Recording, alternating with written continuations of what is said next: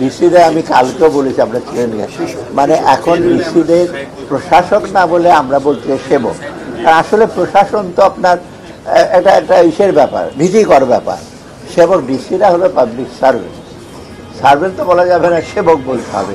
অতএব তারা যদি জনগণের কাছে একটা জিনিস দেখেন, লোকাল লেভেলের ডিসি বা আমি তো এসডিও ছিলাম খুব আগে, তাই না, কত বছর আগে জানি, ওরা 30-40 বছর, যখন এসডিও যখন একটা লোকের গ্রামের বাড়িতে, আমরা তো নাইট হল করতাম অনেক জায়গায় রাত্রে পথে, পিরোজপুর মতো জায়গায় যেখানে কোনো লাইট টেট ছিল, ওখানে যখন যান আপনি, লোকেরা যখন কমপ্লেন করে এবং যখন আপনি শোনেন অ্যাকশন দেয়, এর চেয়ে বড় কিন্তু স্যাটিসফ্যাকশন ডিসি একটা হতে পারে।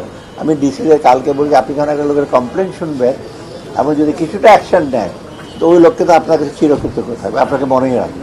এবং এই স্পিরিটটা কিন্তু অনেকে থাকে না, বলে আমি গেছি ঢাকা থেকে পোস্টেড হয়েছি চলে যাব, এই সেবকের জিনিসটা কিন্তু আমাদের না মেনে না নিয়ে আমরা তো বলেছি আপনার সেবক হতে হবে।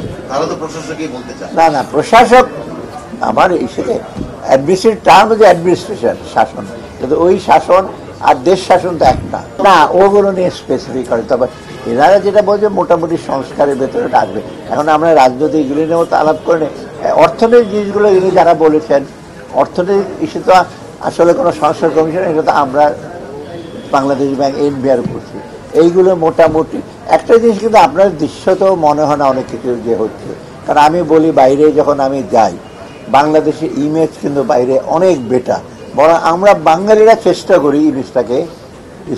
আমি কিছুদিন ইফাদে গেলাম রোমে, 120টা দেশ, সেখানে প্রথম সেশনে প্রফেসর ইউনূসের ভিডিও বক্তব্য দিয়েছে, আমি ফার্স্ট রোতে বসা, 120টা দেশের মন্ত্রী, 3-4জন প্রেসিডেন্ট ছিল, তাই না, তো প্রফেসর বক্তব্য দিয়েছে, তখন আমি তো নিজেকে একটু বিষয়ে ইলেটেড ফিল করলাম, আমি বসেছি সামনে, এবং উনি যে সময় দেশগুলি করে বলে অন্যান্য দেশের সাথে ডিফারেন্সটা কি, অনেক বলে আমার কেনিয়াতে এতটা খামার করেছি, কিন্তু উনি বলছেন আমাদের প্রবলেমগুলি কি, জলবায়ু, দারিদ্র্য, হেলথ, এডুকেশন, এটা কিন্তু জেনারেল। এবং পরে তো ইফাদের প্রেসিডেন্টের সাথে আমি দেখা করি, আর একটা ইফাদের প্রেসিডেন্ট 120টা দেশের মধ্যে হার্ডলি 4-5 জন মন্ত্রীর সাথে দেখা করেছে, তাও ওই সাইড লাইনটা, সাইড লাইন মানে ওই এই সারাদিন কেমন নো, তার অফিসে মানে তার টিম ডিজিএফ এর সাথে কথা বলেছে, ওরা বাংলাদেশ সম্বন্ধে কিন্তু খুব ইয়ে, কিন্তু আপনার নিজেই টের পাচ্ছেন। আমরা যখন যাই ইফাদ থেকে এত বলা যাবে না কি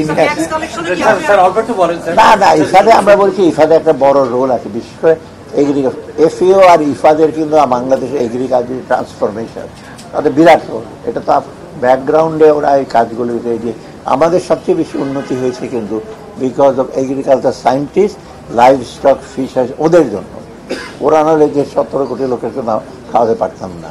এবং ওদের জন্য ইফাদ, এফএও, ওয়ার্ল্ড ব্যাংক ওরা আছে, ওরা সেই ইফাদকে বলেছে আরও সহযোগী অর্থের কথা বলেছি, ডিএফএওকে বলেছি আরও দিতে, আর বাকি তো ওদের সাথে তো আমরা ওয়ার্ল্ড ব্যাংকের সাথে আমরা কথা বলছি।